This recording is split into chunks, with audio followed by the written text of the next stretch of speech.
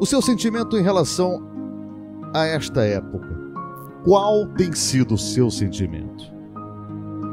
Não vamos pensar no seu bolso, mas no seu coração.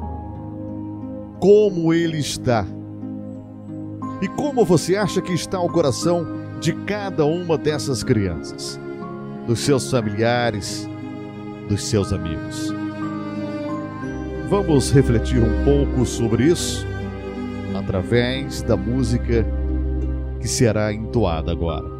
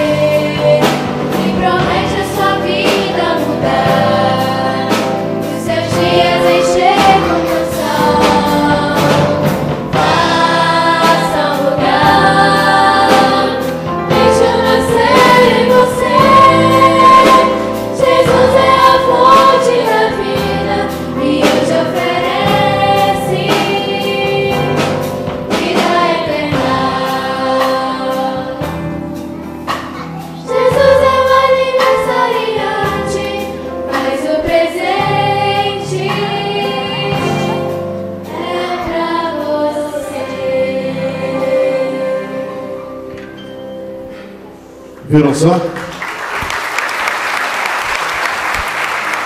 As crianças cantaram sobre presente, mas não é esse presente material que foi dado na noite de Natal e que será esquecido em um percurso de poucos dias ou anos. Hoje, as crianças nos falam de um presente especial, um presente para mim e para você, um presente que nos dá motivo para celebrar hoje e todos os dias da nossa vida. Então venha celebrar essa alegria com a gente.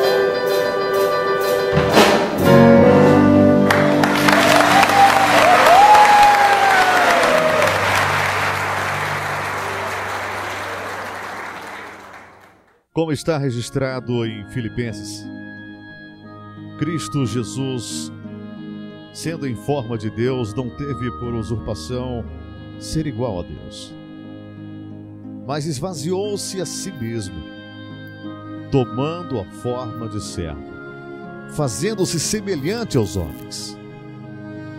E em Colossenses, ele é a imagem do Deus invisível, o primogênito de toda a criação.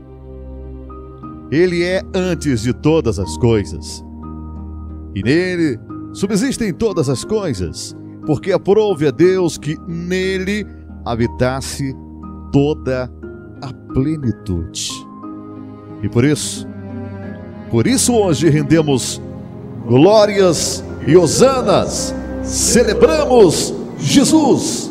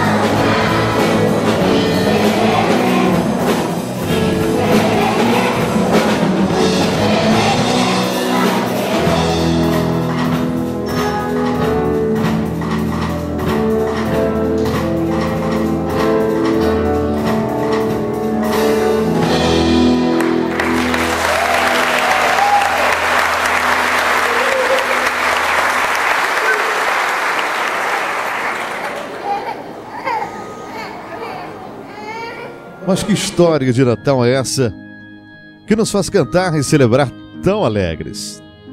Ela começa muito antes de um menino Deus estar deitado em uma manjedoura. E ela tem sua beleza em sua humildade refletida até hoje em cada novo contar dessa história, de renovação, de esperança, na relação entre Deus e os homens. A história que marca o Natal envolve Deus, Maria, José, um sonho, anjos, um estábulo e principalmente Jesus e você.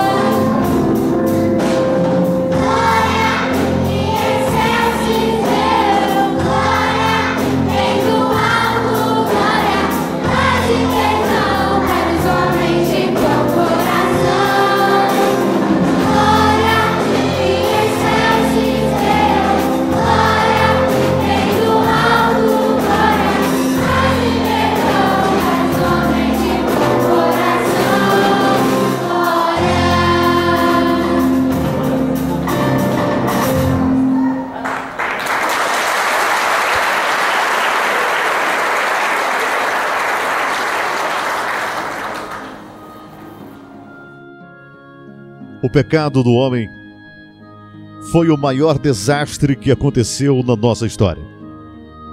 A queda do homem pelo pecado foi muito mais profunda do que poderíamos imaginar, porque provocou um abismo espiritual, separando o homem de Deus. Se observarmos o anúncio que os anjos fizeram no nascimento de Jesus, em Lucas capítulo 1, versículos 13 e 14, veremos que suas palavras são palavras de paz aos homens, aos quais Deus decidiu conceder o seu favor. Deus tomou a iniciativa.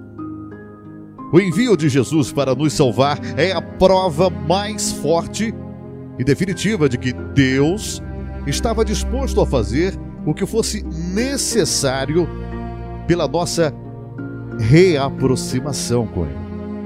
Inclusive, mandar seu Filho em forma de homem para morrer por nós numa cruz, para hoje podermos celebrar a felicidade deste dia. Vamos à igreja se colocar de pé para cantarmos juntos esta canção.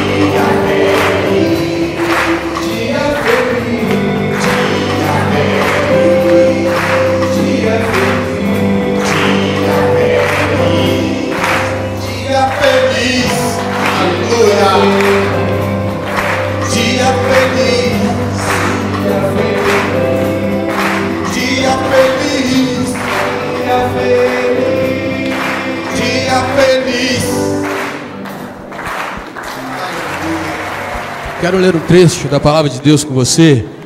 Se encontra no Evangelho segundo registrou João, no capítulo 1, e um versículo apenas que diz assim: o Verbo se fez carne e habitou entre nós, cheio de graça e de verdade, e vimos a sua glória, glória como do unigênito do Pai. E o Verbo se fez carne e habitou entre nós, cheio de graça e de verdade, e vimos a sua glória, glória como do unigênito do Pai. Conta uma história de que alguns homens leprosos, bem acabados já, estavam vivendo num contexto em que toda a sua terra passava por muita fome. Fome a ponto de venderem uma cabeça de um jumento por um valor altíssimo, para que as pessoas tivessem pelo menos alguma coisa o que comer. E um pouquinho de farinha, também por um preço muito alto.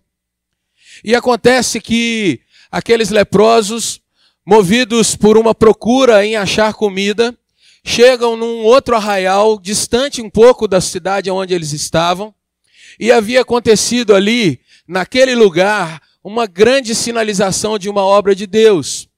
E o que aqueles leprosos encontram é um lugar onde havia muita comida e não havia pessoa alguma, porque Deus havia feito aquele lugar ficar vazio. A cidade que era habitada, um exército poderosíssimo, havia sido meio que assustado por Deus e, largando tudo para trás, fugiram. E aqueles leprosos, então, chegam naquele lugar.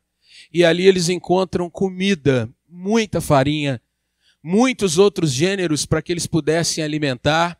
E eles não só comem, se fartam, eles se dão realmente por muito satisfeitos, há uma alegria enorme, até que um deles diz assim: epa, tem alguma coisa errada.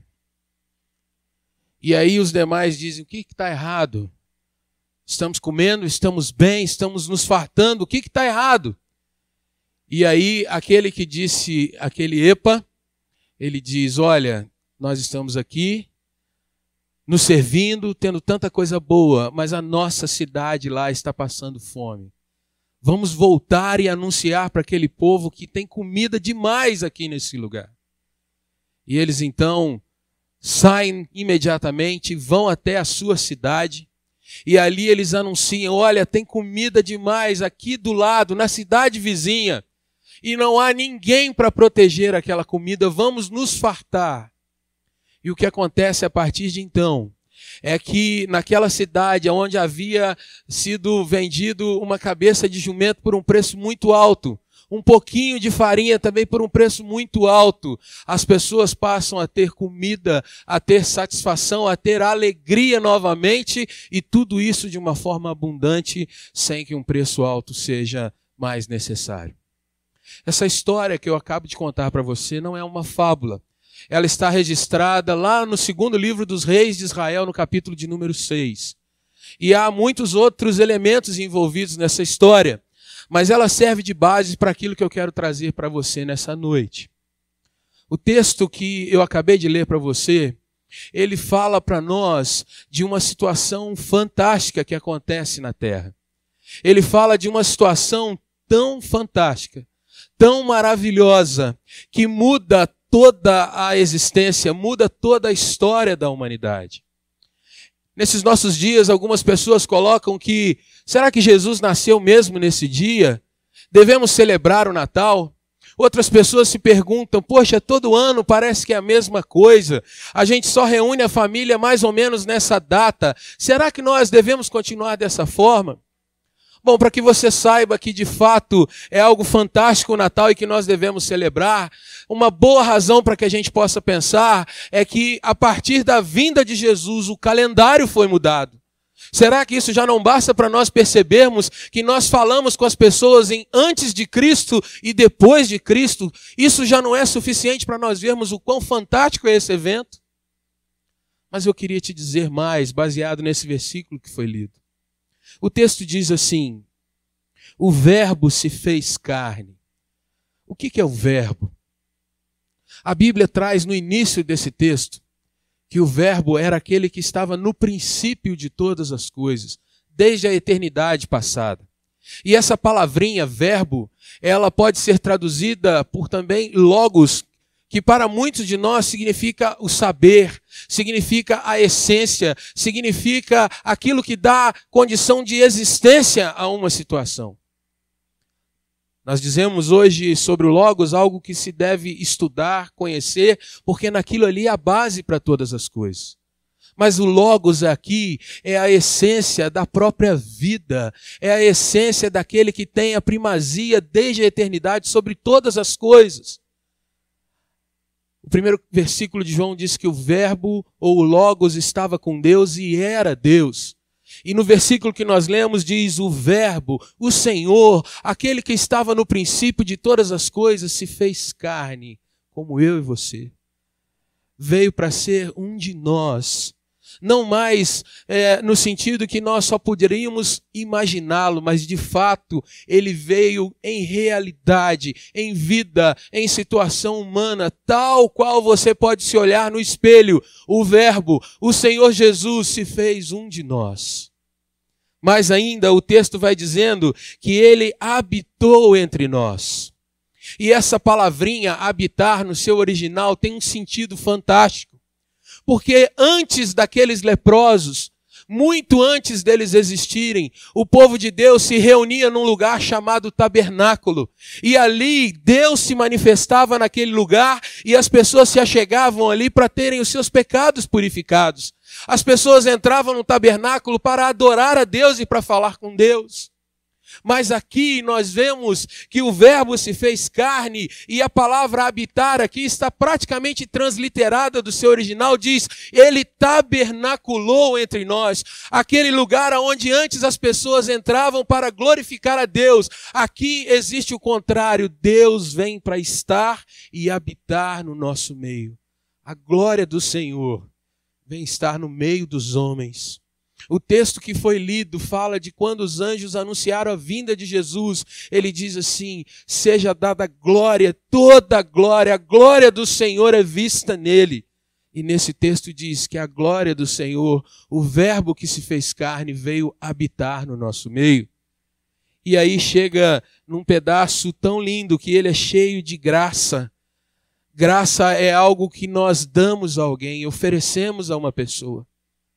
Você que passou o Natal com familiares, você que esteve com amigos, você que nesses últimos dias se encontrou com pessoas que trabalham com você, participou do chamado amigo oculto, o amigo X, com certeza você deve ter tirado alguém e você não ofereceu algo que estava apenas ao seu alcance, mas você procurou dar algo de bom para alguém. Quando nós vemos Deus entrando na história e a palavra diz que ele vem cheio de graça, ele é o presente fantástico que o Senhor oferece à humanidade. Além de tudo, ele traz a realidade que nós vivenciamos, a verdade que nós caminhamos. E aí, na última frase desse versículo, nós lemos assim, e vimos a sua glória, glória como do unigênito do Pai. Quem vimos? O escritor desse texto era um pescador, um homem simples, João. Alguém que na sua caminhada de vida experimentava as agruras da sua profissão, dias que havia o que comer e dias que não havia. Alguém que experimentava como um homem simples a luta de cada dia para conquistar o seu sustento, ver a sua família caminhando. Mas aqui, depois de ter conhecido não somente a história, mas a realidade de Jesus, ele diz, olha, eu vi a glória de Deus na minha frente, porque eu me relacionei, eu estive na presença desse que se encarnou e estive no nosso meio. E João, como aqueles leprosos que foram anunciar para as outras pessoas que havia comida lá no arraial. João diz, olha, há alimento para nossa alma, há esperança para todos nós, há realmente uma nova certeza para aqueles que conhecem esse que se encarnou, esse que veio para estar entre nós, esse que veio tabernacular, veio habitar, veio realmente trazer a glória do Senhor até as nossas vidas. Quando a gente pensa em alguém que experimentou tudo isso e está contando para nós, eu posso chegar aqui nos nossos dias e dizer para vocês que quem vem falar com vocês nessa noite não é alguém que está em cima de um pedestal dizendo para você que você pode mudar a sua vida e, de repente, ter que fazer uma série de coisas. Na realidade, exatamente como o apóstolo João escreveu esse texto, e exatamente como aqueles leprosos disseram para as pessoas que havia comida num outro arraial, eu venho nessa noite dizer para você que um dia alguém contou essa mensagem para mim. E um dia, tal qual aqueles homens, eu andava faminto de alma. Não faminto por comida natural, mas faminto na minha alma, com perguntas no meu coração. Embora criado dentro da igreja, muitas vezes eu me perguntei, Senhor, o que de fato é a verdade e a realidade para a minha vida? Quem pode trazer realmente respostas para os meus questionamentos? Quem pode me dar segurança para um futuro? E alguém um dia contou a história do Evangelho para mim. E alguém me fez um convite para dizer, se você está faminto, há alimento nesse que é o Senhor encarnado, o Verbo que se fez carne e veio estar entre nós. E nessa noite eu gostaria de compartilhar com você que muitas vezes vê a sua vida passando e fica se perguntando por que eu nasci? Qual é a realidade que eu estou vivendo? Para onde eu estou caminhando? Às vezes você para e vê as pessoas vivendo como elas têm vivido hoje, um ser humano tão confuso. As pessoas falam tanto de amor, falam tanto de abraços, falam tanto de gestos que venham realmente trazer algum tipo de alegria, mas tudo isso é tão passageiro.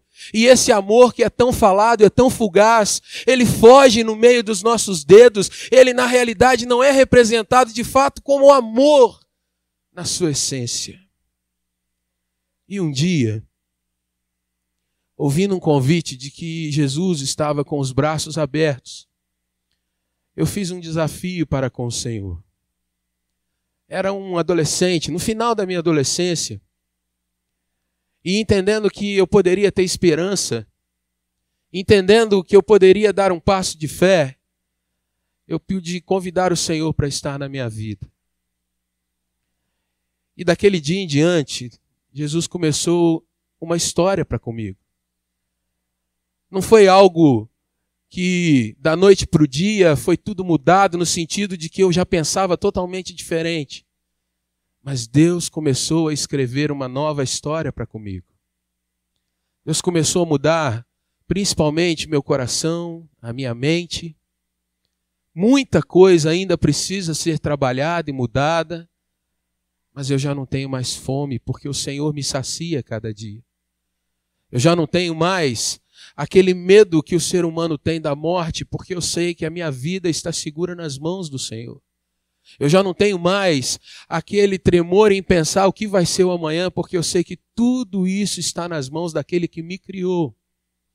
E nessa noite, eu venho dizer para você que você pode experimentar para a sua vida algo novo que vai te preencher e trazer de fato um sentido real para toda a sua história. Se eu fosse avançar mais alguns capítulos aqui onde eu li, eu chegaria no capítulo 6 desse mesmo evangelho, e lá no versículo 35, Jesus diz assim para cada um de nós: todo aquele que vem a mim, de modo nenhum eu o lançarei fora. Todo aquele que vem a mim. Talvez você possa conhecer alguém que é famoso. Se eu fosse perguntar para você aqui, você conhece o Lula? Você vai me dizer, conheço. Se eu fosse perguntar para você, você conhece o Pelé? Conheço. Mas se eu dissesse para você, você já tomou um café com um deles? Você já pôde externar as suas lutas para um deles? Você vai dizer, não. Eles já estiveram lá na sua casa? Você vai dizer, não, talvez já tenha ido à casa de alguém aqui. Mas eu creio que para a maioria de nós vamos dizer, não. Então a realidade é que eu conheço talvez de ouvir falar. Mas Jesus é alguém que não só nos conhece, sabe das nossas dores, das nossas ansiedades, como Ele está pronto para nos dar a conhecer de si, quando nós de fato chamamos e colocamos a nossa história nas mãos dele. Jesus não é aquele famosão que a gente fala que já ouviu, que a gente conhece, mas na realidade não sabe de fato ter um contato com Ele. E nessa noite eu gostaria que você pensasse nisso. Jesus está acessível a todos nós, porque Ele se encarnou. Ele veio habitar entre nós e Ele veio cheio de graça e de verdade. E assim como João, que escreveu esse texto, viu a sua glória, viu a presença de Deus encarnada nele, cada um de nós pode experimentar isso nas nossas vidas, nessa noite e daqui para frente. E eu queria orar nessa hora. Eu queria colocar a minha vida e a sua vida diante do Senhor nessa noite. Eu não quero aqui prometer para você que de uma hora para outra a sua vida vai mudar no sentido que você vai ter dinheiro. Ou que os seus problemas de saúde serão resolvidos em um estalo de dedos. Eu não vim aqui para te prometer que você vai começar a enxergar o mundo todo colorido, com nuvens cor-de-rosa e anjinhos tocando. Mas eu queria dizer que você vai começar a ter uma nova mentalidade. E você vai ter um amigo que vai estar tão próximo, mas tão próximo que você não só vai poder perceber, como vai senti-lo no teu coração em todos os momentos. E mais ainda, talvez nessa noite você esteja faminto por alguma coisa muito maior do que simplesmente um abraço ou um presente de amigo oculto. Talvez você queira ter um sentido genuíno para a tua história, para a tua caminhada, saber aonde as coisas vão terminar de fato. E Jesus é essa resposta para a minha vida e para a sua vida. E eu quero orar por você e gostaria de fazer um convite para você. Você não precisa dar uma palavra para mim, ou para a nossa igreja, ou para a nossa placa. O que eu estou falando com você é que você precisa sim ouvir Jesus para que Ele possa falar à tua mente e ao teu coração. Não estou fazendo propaganda da nossa igreja, mas eu estou te dizendo que um dia fui saciado e transformado, e assim tem sido. E pode acontecer tudo isso com a sua vida também e com a sua história também. Queria te convidar a baixar um pouco a sua cabeça e pensar nisso que você ouviu. Queria te convidar a fechar um pouquinho os teus olhos, simplesmente para que você possa desligar um pouquinho de quem está aí do teu lado e possa olhar para dentro de você, olhar para o teu coração, olhar para a tua história. Não é a história do seu esposo ou da sua esposa, do namorado ou da namorada. Não é a história do pai ou da mãe, mas é a sua história nessa noite. Jesus pode começar nessa noite a trazer um sentido muito maior para a sua vida do que você imagina. Eu vou orar por isso. Mas eu gostaria de fazer um convite para que você falasse com o Senhor. Enquanto eu estiver orando, que você falasse com Jesus no sentido de que Ele estivesse tocando no teu coração. Nos seus questionamentos, nas suas lutas, nos seus sonhos, seus planos, projetos, dentro da sua família. Que o Senhor tomasse as suas lutas nas mãos dEle e de fato transformasse tudo isso, alimentando, construindo uma nova história, trazendo alimento a um preço realmente muito, muito barato, para que a sua alma seja saciada. Naqueles dias, César Augusto publicou um decreto ordenando que todos fossem para sua cidade natal a fim de alistar-se. Assim, José também foi para Belém. Ele foi a fim de alistar-se com Maria, que lhe estava prometida em casamento e esperava um filho. Enquanto estavam lá, chegou o tempo de nascer o bebê. E ela deu à luz ao seu primogênito. Envolveu-o em panos e o colocou numa manjedoura, porque não havia lugar para eles na hospedaria. Havia pastores que estavam nos campos próximos e durante a noite tomavam conta dos seus rebanhos.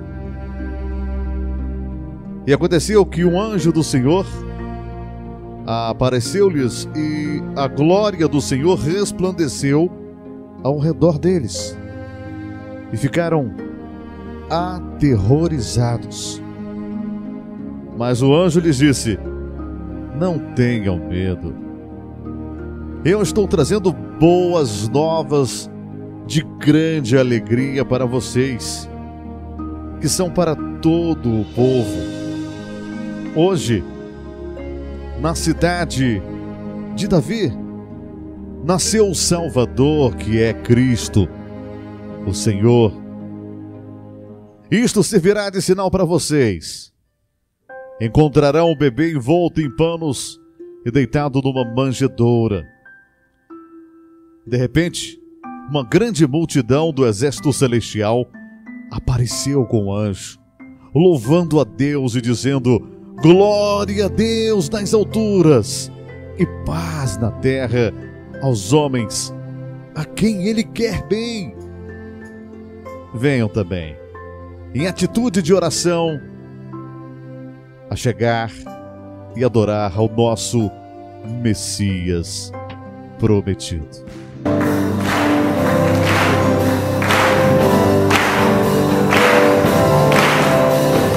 Amém.